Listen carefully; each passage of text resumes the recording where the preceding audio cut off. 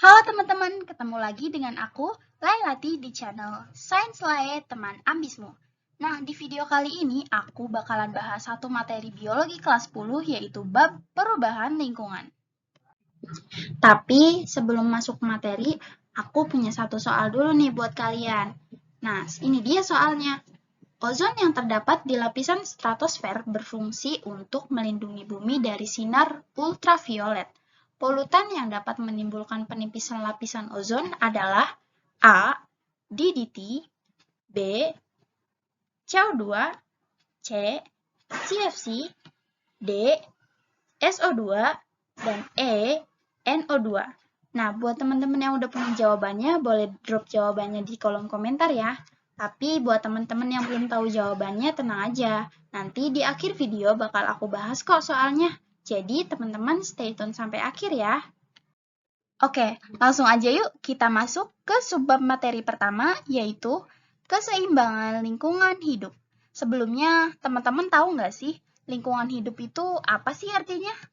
Nah, teman-teman, lingkungan hidup dapat diartikan sebagai lingkungan fisik yang mendukung kehidupan serta proses yang terlibat dalam energi dan juga siklus materi.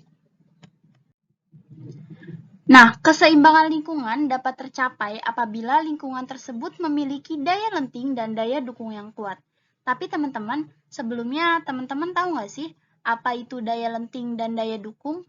Nah, daya lenting adalah daya kemampuan suatu lingkungan untuk pulih kembali ke keadaan seimbang. Sedangkan daya dukung yaitu kemampuan lingkungan untuk memenuhi kebutuhan sejumlah makhluk hidup yang hidup di dalamnya. Selain itu, keseimbangan lingkungan juga ditentukan oleh seimbangnya energi yang masuk dan energi yang digunakan oleh lingkungan tersebut. Di antaranya, yang pertama, seimbangnya antara bahan makanan yang terbentuk dengan bahan makanan yang digunakan dalam lingkungan tersebut. Nah, yang kedua, seimbangnya antara faktor-faktor biotik dan faktor-faktor abiotik yang saling mempengaruhi di dalam suatu lingkungan. Nah, selain itu, gangguan terhadap salah satu faktor di atas dapat mengganggu keseimbangan suatu lingkungan. Oke teman-teman, sekarang kita masuk ke subbab materi kedua yaitu tentang pencemaran lingkungan. Nah, sebelumnya teman-teman tahu nggak sih apa itu pencemaran lingkungan? Nah, pencemaran lingkungan adalah masuknya atau dimasukkannya komponen lain yang menyebabkan penurunan kualitas lingkungan ke tingkat tertentu, yang membuat lingkungan menjadi kurang atau tidak berfungsi lagi sesuai peruntukannya di alam. Nah, perubahan lingkungan yang menyebabkan kerusakan bisa terjadi karena dua faktor, yaitu faktor alam dan juga faktor manusia. Pertama, yang akan kita bahas adalah faktor alam terlebih dahulu nih. Teman-teman, lingkungan yang kita tempati tentu saja berubah dari waktu ke waktu kan? Perubahan lingkungan itu terjadi karena adanya faktor-faktor alam. Beberapa faktor alam yang dapat mempengaruhi berubahnya kondisi lingkungan diantaranya adalah bencana alam seperti tsunami, gempa bumi, banjir, gunung meletus, kebakaran hutan, dan lain sebagainya. Nah, itu adalah faktor-faktor pencemaran yang disebabkan oleh faktor alam. Yang kedua adalah faktor manusia. Apa aja sih maksudnya? Faktor manusia untuk memenuhi kebutuhan hidupnya, tentu saja manusia memanfaatkan serta mengolah sumber daya alam yang tersedia. Dalam proses pengolahan sumber daya tersebut, terdapat limbah yang tidak digunakan. Limbah itu kemudian dibuang karena dianggap tidak bermanfaat lagi. Dalam proses pembuangan inilah yang biasanya menyebabkan pencemaran dan kerusakan apabila tidak dilakukan dengan cara yang sesuai. Nah, itu dia teman-teman, dua faktor yang menyebabkan pencemaran lingkungan, yaitu faktor alam dan faktor manusia. Selain kedua faktor tadi, ada juga nih, zat yang menimbulkan kerusakan pada lingkungan, atau biasa juga disebut sebagai polutan. Nah, sebelumnya pengertian polutan itu apa sih? Teman-teman, polutan adalah segala sesuatu yang dapat menimbulkan pencemaran terhadap suatu lingkungan. Suatu zat dapat disebut polutan apabila keberadaan zat tersebut dapat menimbulkan kerugian atau kerusakan terhadap lingkungan yang ada di sekitarnya. Nah, polutan ini mencakup semua limbah. Tapi sebelumnya, limbah itu apa sih?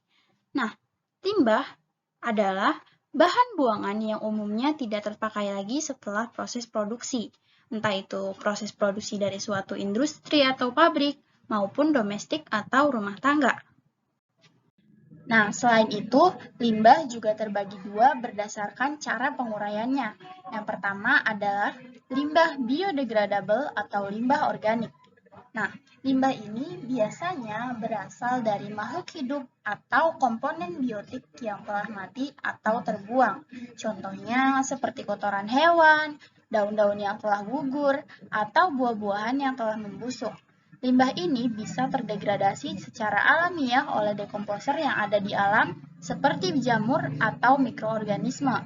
Nah, yang kedua adalah limbah non-biodegradable atau biasa disebut limbah anorganik. Nah, limbah ini biasanya berasal dari bahan kimia, sehingga sulit terdegradasi secara alamiah di alam. Contoh limbah ini adalah seperti plastik, kaca, dan lain sebagainya. Limbah ini tidak dapat terdegradasi secara alamiah oleh dekomposer. Perlu dilakukan upaya khusus untuk dapat menanggulanginya, seperti proses daur ulang dan lain sebagainya. Nah, berdasarkan tempat terjadinya, pencemaran dibagi menjadi 3. Yang pertama, pencemaran air.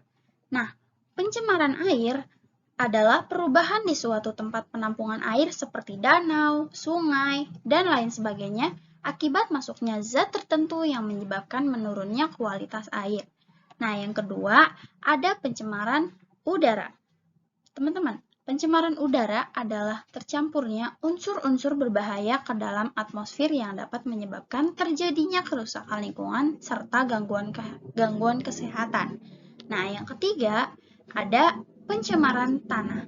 Nah, pencemaran tanah adalah polutan masuk ke dalam lingkungan tanah sehingga menurunkan kualitas tanah tersebut. Oke, sekarang kita bahas satu persatu pencemaran tadi ya.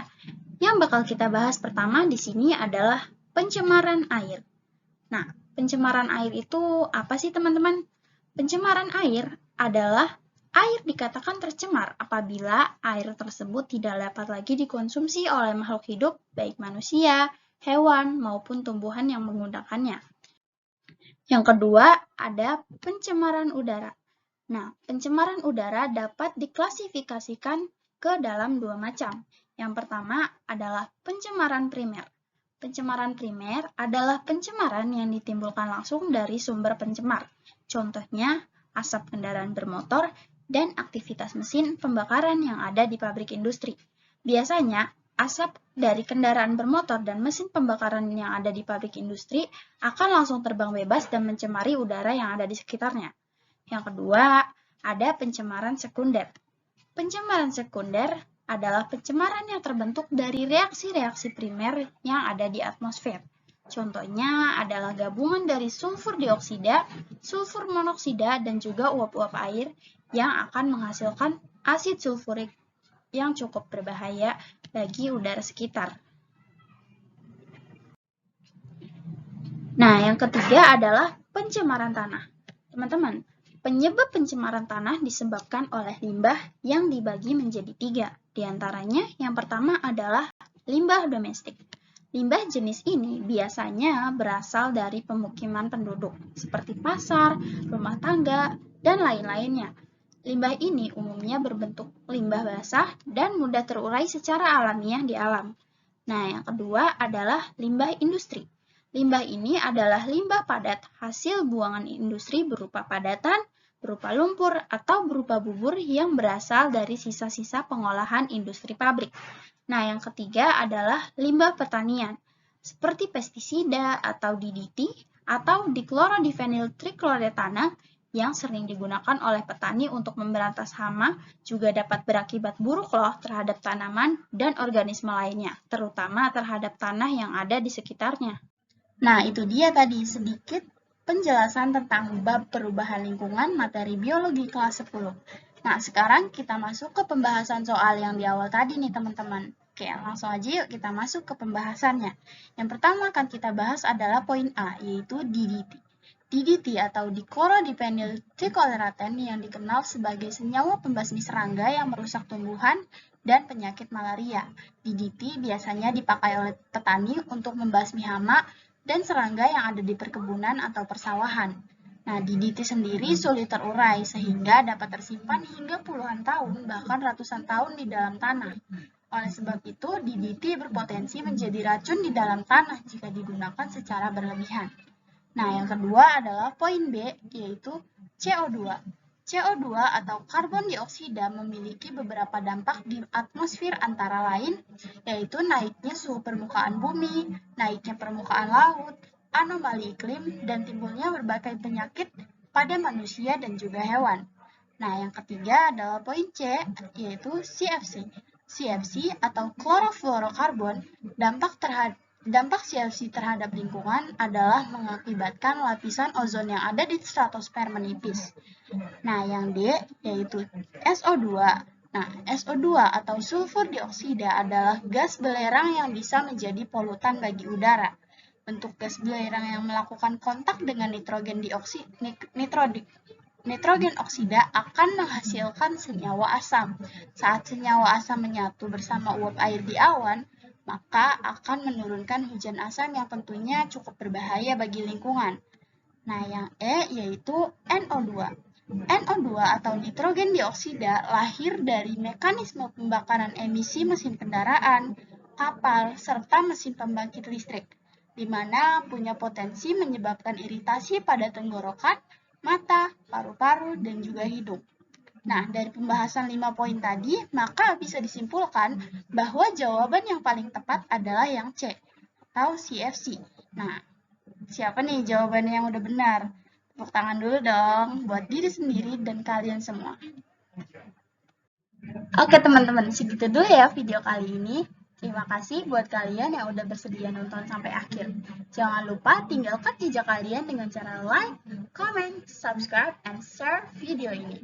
Nah, kalian juga bisa mengunjungi aku di Twitter dan Instagram dengan username @lailatiashare_. Oke, terima kasih teman-teman. Sampai ketemu di video-video selanjutnya ya. Dadah!